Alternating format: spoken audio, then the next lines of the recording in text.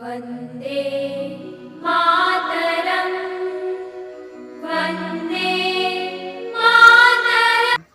Honey is a sweet liquid made by honeybees using nectar from flowers. तो हनी जो तैयार होता है वो हनी बी की मदद से, और हनी कैसे तैयार करते हैं तो वो फ्लावर का नेक्टर जो होता है वो उसे लेते हैं, और ये फ्लावर के नेक्टर को वो सक करते हैं और उसी से वो कन्वर्ट करते हैं नेक्टर को हनी में। हनी बीज stores food in their beehives. The beehive which contain honey are called honeycombs. तो एक इम्पॉर्टेंट बात है कि हनी बीज जितने भी होते हैं वो स्टोर कहाँ करते हैं हनी को, वो beehive में करते हैं। और beehive का वो हिस्सा जहाँ पर हनी स्टोर हुआ करता है उसे हनी कॉम्ब भी बोलते हैं। अब हनी कॉम्ब जो होता है उसका शेप कैसा होता है, इसका शेप देखिए हेक्सागोनल शेप होता है। सो नेक्स्ट अगर बात करें कि flowers and their nectar may be available only for a part of the year.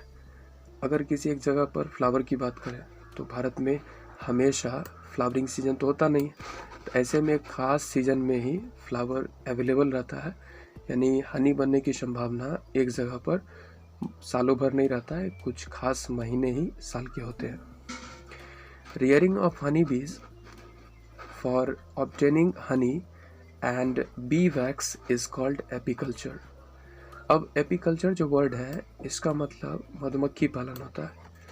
अब एपीकल्चर का मतलब ये हुआ कि हनी बीज को रियर करना, मतलब उन्हें बड़े स्केल पर, लार्ज स्केल पर उनको कीप करके रखना, जिससे कि मधु यानी हनी बन सके, और बी वैक्स ये मोम हुआ करता है, इसका उपयोग डिफरेंट वर्क्स में लिया जाता है। हनी बीज build their hives on the trees. Honey बीज अपनी जो हाइव्स जो बनाते हैं वो ज़्यादातर ट्रीज़ पर बनाते हैं, और जबकि ये हाइव्स आर्टिफिशियली भी क्रिएट किया जा सकता है। जब एपीकल्चर प्रॉपर पर्पस के साथ जब किया जाता है तो बॉक्सेस बने होते हैं और वो आर्टिफिशियल हाइव्स एक तरह से हुए।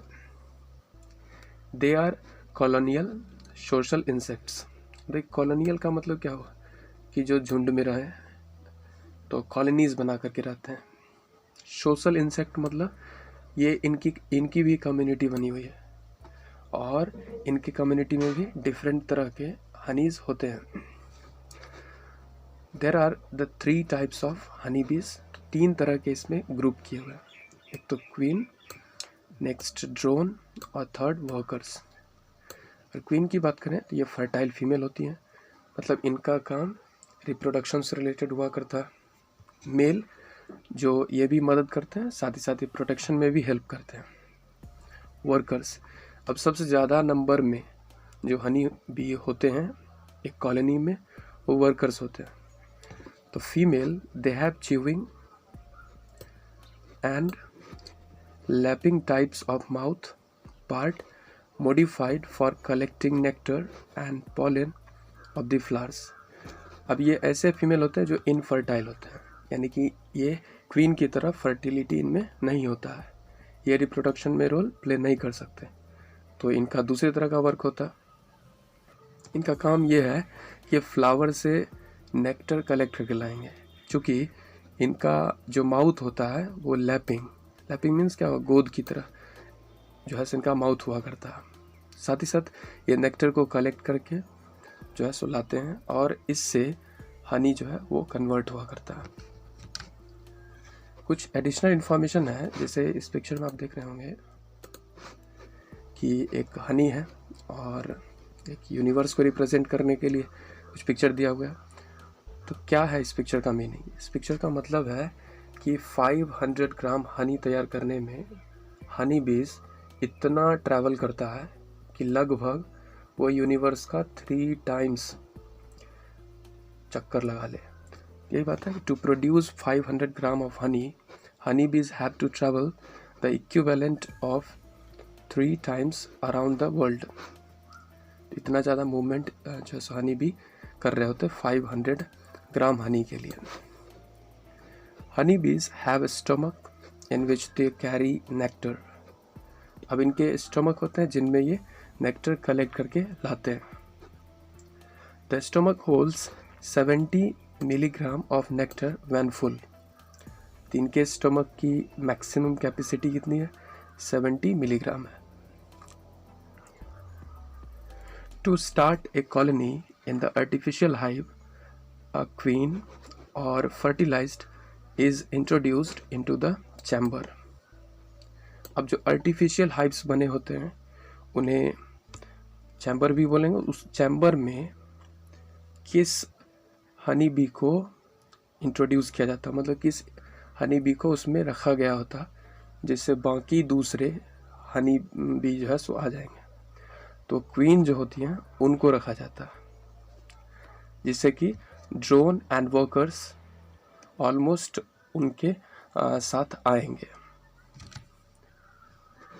अब फूड हैबिट के आधार पर जितने भी लिविंग ऑर्गेनिज्म हैं उनको कैटेगराइज किया गया.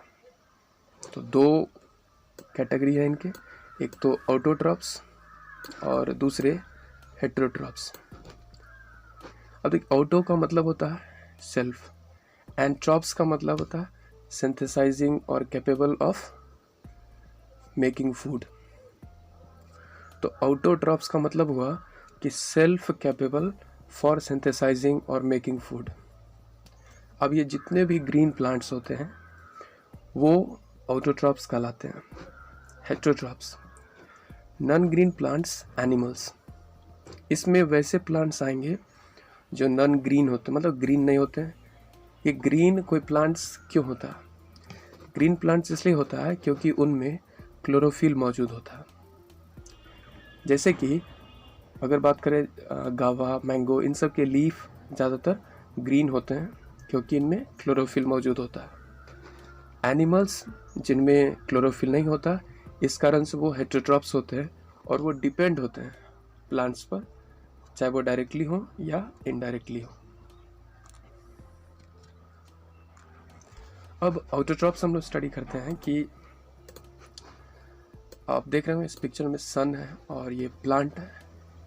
तो ऑलमोस्ट जितने भी प्लांट हैं फूड तो खुद वो सिंथेसाइज कर सकते हैं, बट वो एक एनर्जी को एक्चुअल में उनके लीफ में कन्वर्जन होता है.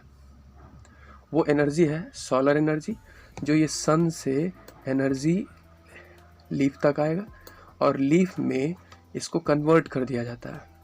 किसमें? फूड में, यानी केमिकल एनर्जी में. Living organism which can prepare their own food are called autotrophs. अब वो सभी लिविंग ऑर्गेनिज्म जो अपना खाना खुद तैयार कर सकते हैं उन्हें ऑटोट्रॉप्स कहते हैं. इस पिक्चर में फोटोसिंथेसिस को एक्सप्लेन किया गया. जैसे ये प्लांट है और प्लांट 2 सिंपल सब्सटेंस, कौन कौन सा? तो कार्बन डाइऑक्साइड एंड वाटर. जो वाटर उन्हें कहाँ से मिलता है? तो सॉइल से मिलता है. ये सॉइल से इन्हें वाटर ऊपर की तरफ जाता है लीफ तक, और आसपास के एटमॉस्फेयर से ये कार्बन डाइऑक्साइड ले रहे हैं. तो वाटर कहाँ से लेते हैं? सॉइल से. और कार्बन डाइऑक्साइड कहाँ से लेते हैं? एटमॉस्फेयर से. इन दोनों को लेने के बाद ये इनके लीफ में मौजूद होता है क्लोरोफिल, जिस कारण से ये सोलर एनर्जी यानी सन से लिए हुए लाइट में जो एनर्जी है उसको ये फूड में कन्वर्ट कर सकते हैं. तो फूड तो मेन प्रोडक्ट हुआ, जो प्लांट का पर्पस है कि वो अपने लिए फूड बनाए, और इसके साथ साथ एक बाई प्रोडक्ट बनता है जिस बाई प्रोडक्ट को ऑक्सीजन कहते हैं, जो ऑक्सीजन बाकी दूसरे एनिमल्स के लिए हेल्प करता है. साथ ही साथ जो फूड बनाते हैं प्लांट्स, ये सारे फूड खुद ही नहीं ईट कर जाते हैं, बल्कि जितनी मात्रा में इन्हें फूड की ज़रूरत होती है उसका तो वो यूज़ किए, और जो फूड वो यूज़ नहीं कर पाते हैं उन्हें वो स्टोर करके रखते हैं.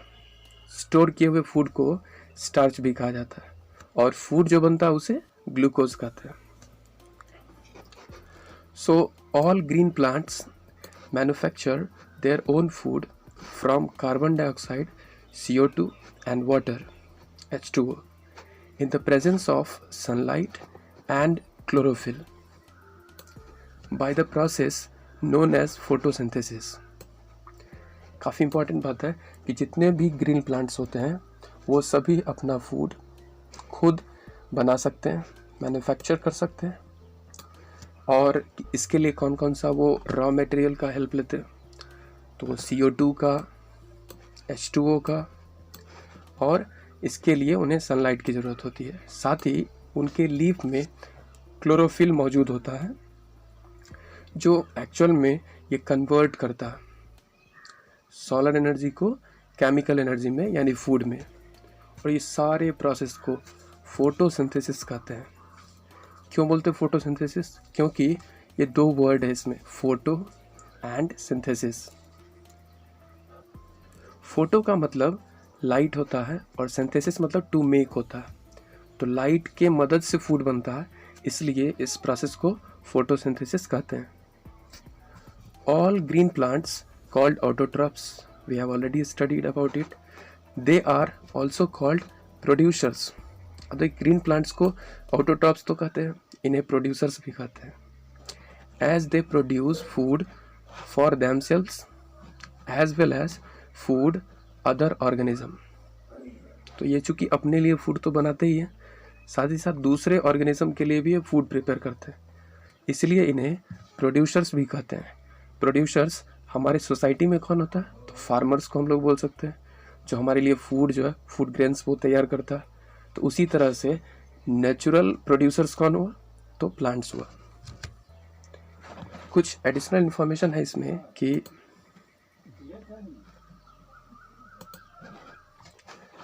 इंसेक्टिवोरस प्लांट्स और insect eating plants are the plants which feed on insects. अब देखिए जो इंसेक्टिवोरस प्लांट्स होता है, अब दो वर्ड इसमें, इंसेक्टिवोरस में देखिए इंसेक्ट प्लस वोरस है। इंसेक्ट का मतलब तो ऑलरेडी कीट हुआ, छोटे छोटे एनिमल्स हुए, जबकि वोरस का मतलब हुआ कि जो ईट करने का हैबिट है, मतलब वैसे प्लांट्स जो इंसेक्ट को खाते हैं। यस, बहुत सारे ऐसे प्लांट्स हैं जो इंसेक्ट को ईट कर सकते हैं, इन्हें इंसेक्ट ईटिंग प्लांट्स भी कह सकते हैं।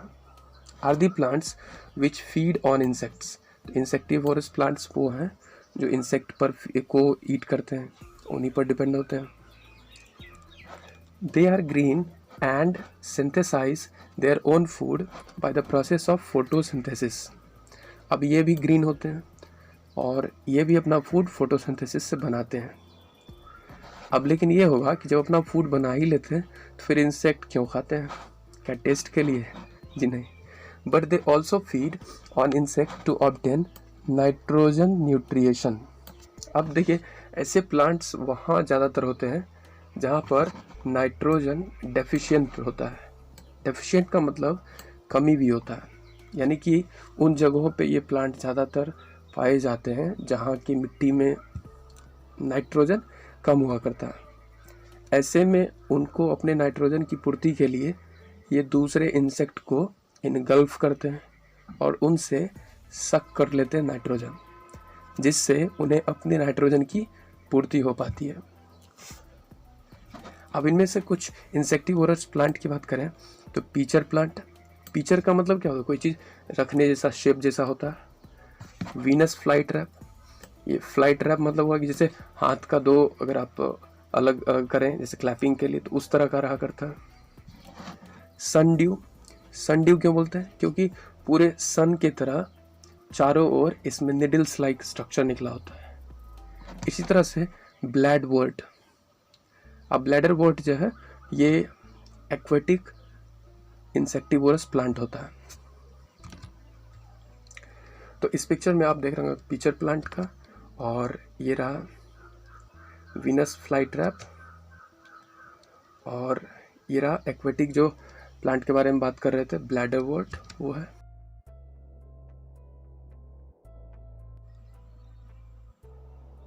जबकि ये सनड्यू है, ये भी एक प्रकार का इंसेक्टिवोरस प्लांट होता है।